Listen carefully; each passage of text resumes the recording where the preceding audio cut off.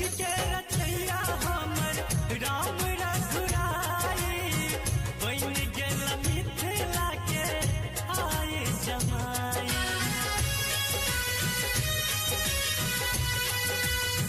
जग के रचैया हमर राम रघुराई बन गेल मिथिला के आए जमाई। सब सखी मिले आरती उतारे जनक जी के अंगना में। सब सखी मिले आरती उतारे जनक जी के अंगना में।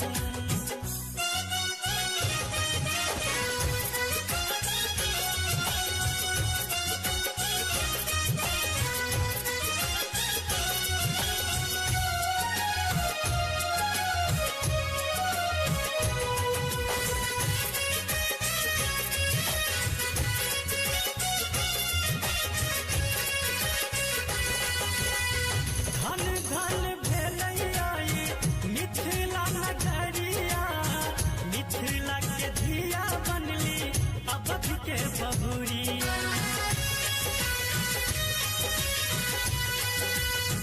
धन धन भेलैया मिथिला नगरिया मिथिला के धिया बनली अवध के बहुरिया। सीताराम नाम सबके उचारे जनक जी के अंगना में।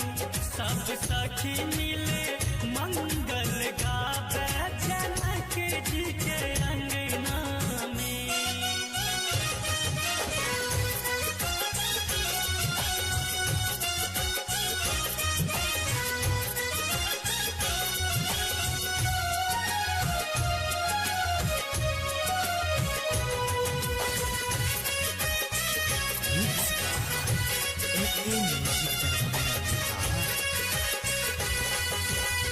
कहे नटवनागर के हन विधि के विधान यो जेहन किशोरी हमर तेहन श्री राम यो।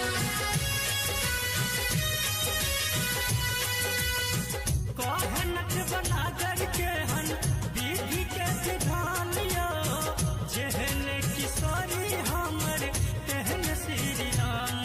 देव दर्शन लेल जिनकर तरासल जनक जी के अंगना में। सब सखी मिले